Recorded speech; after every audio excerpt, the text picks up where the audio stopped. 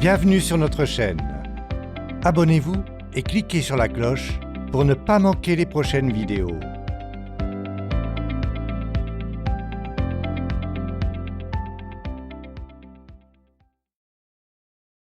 J'ai sous les yeux une lettre de Madame Edith Allred, de Mount Airy, en Caroline du Nord. Quand j'étais enfant, j'étais extrêmement susceptible et timide. J'étais rondelette et mes joues me donnaient toujours l'air plus grosses que je ne l'étais. J'avais une mère de la vieille école qui trouvait idiot de porter de beaux vêtements. Elle disait toujours « L'ample tient bon, l'étroit seront » et elle m'habillait en conséquence. Je n'allais pas aux fêtes et je ne m'amusais jamais. Et à l'école, je ne participais jamais aux activités de plein air avec les autres enfants, pas même aux activités sportives. Ma timidité était maladive. J'avais l'impression d'être différente de tout le monde et entièrement indésirable. Devenu adulte, j'épousai un homme qui avait quelques années de plus que moi. Mais je ne changeais pas. Tous les membres de ma belle famille étaient posés et sûrs d'eux. Ils étaient tout ce que je rêvais d'être, mais n'étaient pas. Je fis tout mon possible pour leur ressembler, mais j'en étais incapable. Chacune de leurs tentatives pour me faire sortir de ma réserve me repoussait davantage dans ma coquille. Je devins nerveuse et irritable. J'évitais tous nos amis. J'en arrivais au point où je redoutais d'entendre la sonnette. J'étais une ratée. Je le savais, et je craignais que mon mari ne le découvre. Aussi, chaque fois que nous étions en public, je m'efforçais d'être de bonne humeur, j'en faisais trop. Je savais que j'en faisais trop et que je me sentirais malheureuse pendant des jours ensuite. En fin de compte, j'étais si mal dans ma peau que je ne voyais plus l'intérêt de prolonger mon existence. Je commençais à envisager le suicide. Que se passa-t-il pour changer la vie de cette femme malheureuse? Une simple remarque fortuite. Une remarque fortuite, continua Madame Allred, changea alors le cours de ma vie. Ma belle-mère expliquait un jour comment elle avait élevé ses enfants, et elle dit « Quoi qu'il arrive, j'insistais toujours pour qu'ils soient eux-mêmes. » Pour qu'ils soient eux-mêmes. Ce simple commentaire changea tout. D'un coup, je compris que j'avais été l'artisan de mon propre malheur en essayant de rentrer dans un moule dans lequel je ne me conformais pas. Je changeais du jour au lendemain. Je commençais à être moi-même. Je m'attelais à l'étude de ma propre personnalité. J'essayais de découvrir qui j'étais. J'étudiais mes points forts. J'appris tout ce que je pouvais sur les couleurs et les styles. Et je commençais à m'habiller d'une manière qui m'avantageait. J'essayais de me faire des amis. Je rejoignis un club, petit au début, et fus pétrifié quand je dus prendre la parole la première fois. Mais, chaque fois que je parlais en public, je gagnais un peu en courage. Il a fallu longtemps, mais aujourd'hui, je suis plus heureuse que je n'avais jamais osé l'espérer. J'ai élevé mes propres enfants en essayant de leur inculquer la leçon que j'avais tirée d'une expérience si amère. Quoi qu'il arrive, soyez toujours vous-même. Ce problème d'être vous-même est aussi ancien que l'histoire, dit le docteur James Gordon Gilkey, et aussi universel que l'humanité. Rechigner à être vous-même est à l'origine de nombreux complexes, névroses et psychoses. Angelo Patri a écrit 13 livres et des milliers d'articles sur le sujet de l'éducation des enfants. Et il dit « Nul n'est plus malheureux que celui qui rêve d'être quelqu'un et quelque chose autre que la personne qu'il est de corps et d'esprit. » Ce désir d'imiter les autres, de prétendre être ce que vous n'êtes pas, est particulièrement répandu à Hollywood. Sam Wood, l'un des réalisateurs les plus connus d'Hollywood, déclara que c'était le problème qu'il rencontrait le plus souvent chez les jeunes acteurs aspirants, qu'ils soient prêts à être eux-mêmes. Ils désirent tous être une Lana Turner de second ordre ou un Clark Gable de bas étage. Le public a déjà goûté ce parfum, ne cessait-il de le répéter. Maintenant, il veut goûter autre chose. Avant de réaliser des films tels que Au revoir Monsieur Chips et Pour qui sonne le glas, Sam Wood avait travaillé plusieurs années dans une agence immobilière, à analyser les traits de caractère d'un bon vendeur. Il estimait que les mêmes principes s'appliquaient dans le monde des affaires et du cinéma. Singer les autres ne vous mènera nulle part. Vous ne pouvez pas être un perroquet. L'expérience m'a appris, déclara Sam Wood, qu'il vaut mieux lâcher aussi vite que possible ceux qui se font passer pour quelqu'un qu'ils ne sont pas. Je demandais à Paul Boynton, alors directeur du recrutement d'une grande compagnie pétrolière, quelle était la plus grosse erreur commise par les candidats cherchant un emploi. Il était bien placé pour le savoir. Il avait interviewé plus de 60 000 demandeurs d'emploi et écrit un livre intitulé « 6 manières de décrocher un emploi ». Il répondit « La pire erreur des candidats qui cherchent un emploi est le manque de naturel. Au lieu de se détendre et d'être eux-mêmes, ils s'efforcent de vous donner les réponses qu'ils pensent que vous voulez entendre. Mais cela ne marche pas, car personne ne veut d'un imposteur. Personne ne veut d'une fausse monnaie. » La fille d'un conducteur de tram dut apprendre cette leçon à ses dépens. Elle rêvait d'être chanteuse, mais son visage était son grand malheur. Elle avait une grande bouche et des dents de lapin. La première fois qu'elle chanta en public, dans une boîte de nuit du New Jersey, elle s'efforça de baisser sa lèvre supérieure pour couvrir ses dents et être plus glamour. Résultat, elle se ridiculisa. Elle allait tout droit à l'échec. Cependant, un homme qui se trouvait dans la salle l'entendit chanter et lui trouva du talent. « Voyons, » lui dit-il franchement, « j'ai regardé votre performance et je sais ce que vous essayez de cacher. Vous avez honte de vos dents. » La jeune fille fut complexée. Mais l'homme continua. « Qu'est-ce qui ne va pas? Est-ce un crime d'avoir des dents de lapin? N'essayez pas de les cacher. Ouvrez la bouche et le public vous adorera quand il verra que vous n'avez pas honte. » Et puis, ajouta-t-il finement, ces dents que vous essayez de cacher pourraient faire votre fortune. Cass Daly suivit son conseil et ignora ses dents. À partir de ce moment-là, elle ne pensa plus qu'à son public. Elle ouvrit grand la bouche et chanta avec un tel enthousiasme et une telle gaieté qu'elle devint une star du cinéma et de la radio. D'autres comédiens essayèrent de la copier elle. Le célèbre William James parlait de ceux qui ne se sont jamais trouvés quand il disait que l'individu moyen ne développait que 10% de son potentiel mental latent. Comparé à ce que nous devrions être, écrivit-il, nous ne sommes qu'à moitié éveillés. Nous n'utilisons qu'une infime partie de nos ressources mentales et physiques. Pour généraliser, l'être humain vit bien en deçà de ses capacités. Il possède des pouvoirs variés qu'il n'utilise généralement pas. Vous et moi avons de telles capacités. Chers auditeurs, n'oubliez pas de vous abonner à la chaîne pour ne pas manquer les nouvelles vidéos.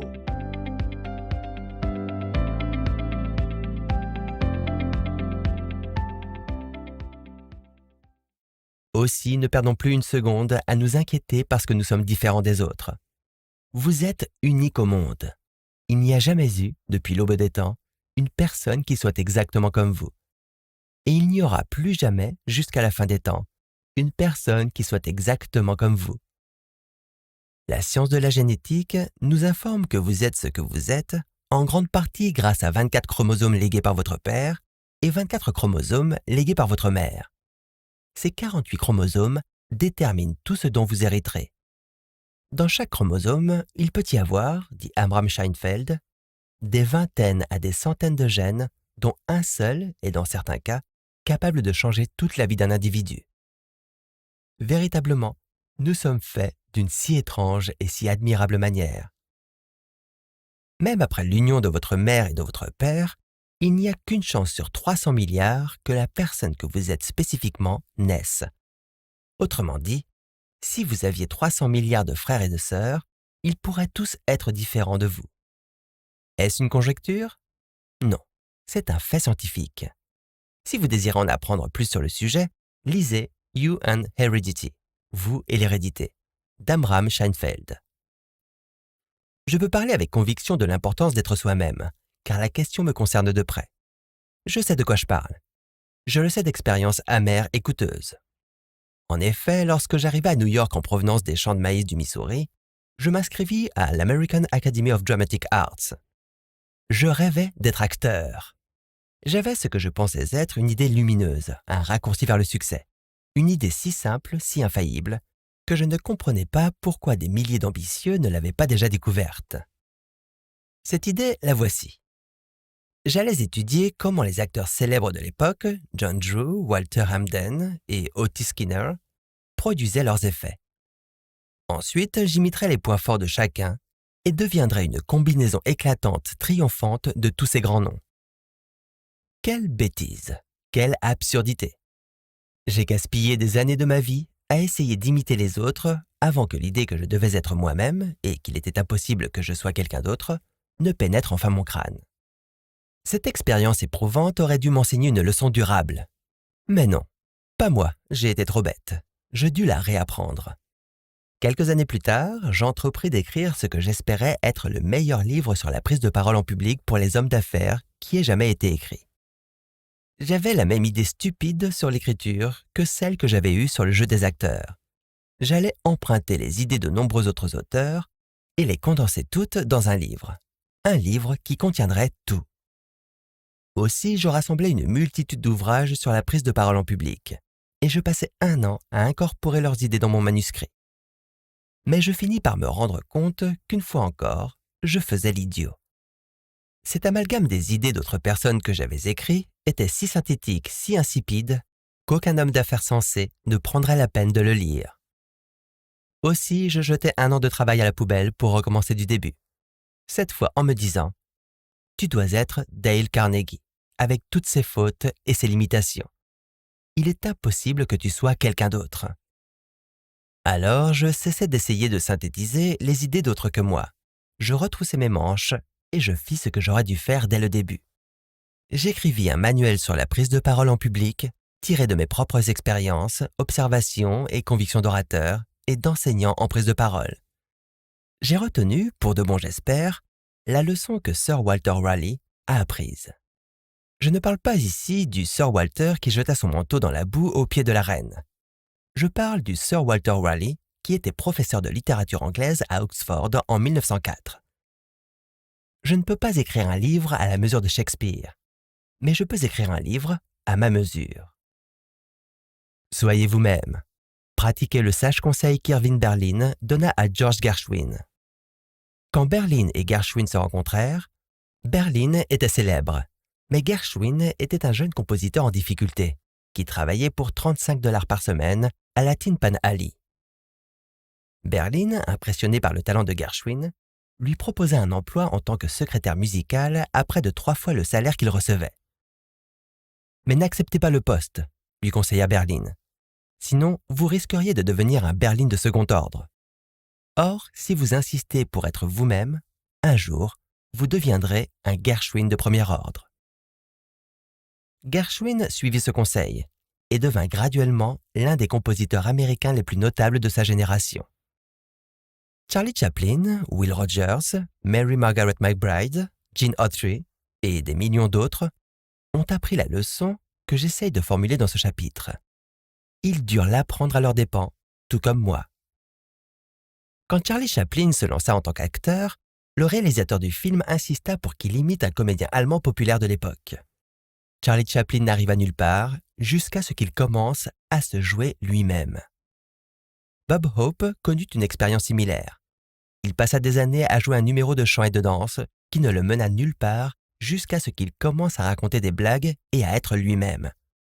Will Rogers virevolta dans un spectacle de variété sans dire un mot pendant des années. Il piétina jusqu'à ce qu'il découvre son talent humoristique unique et commence à parler en virevoltant. La première fois que Mary Margaret McBride passa à l'antenne, elle essaya de se faire passer pour une comédienne irlandaise et échoua complètement.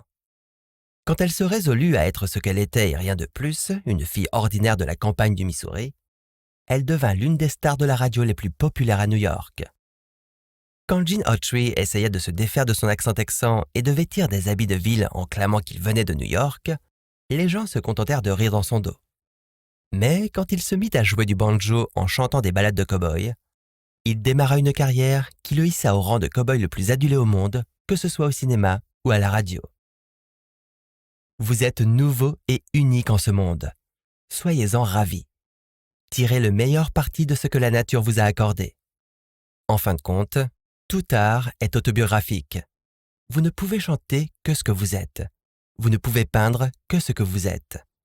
Soyez ce que vos expériences, votre environnement et votre hérédité ont fait de vous. Pour le meilleur et pour le pire, cultivez votre propre petit jardin.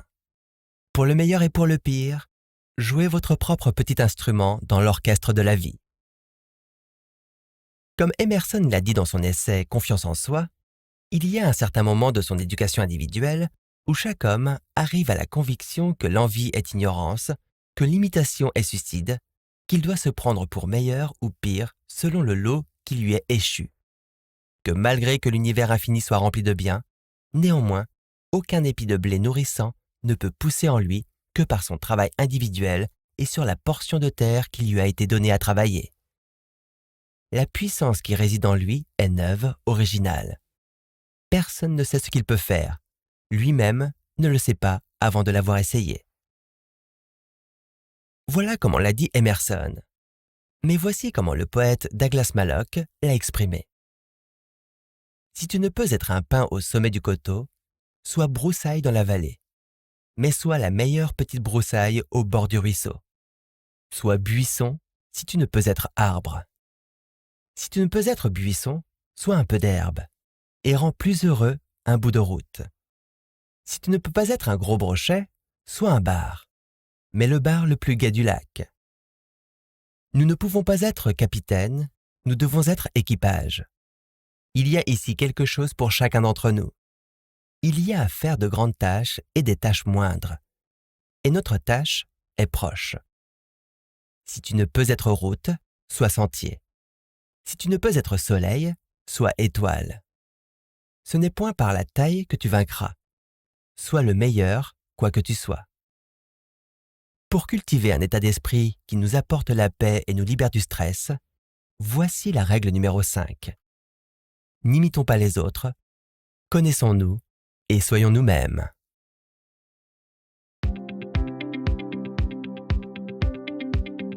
Nous espérons que vous avez aimé la vidéo. Vous pouvez écouter la version intégrale du livre en suivant le lien dans la description.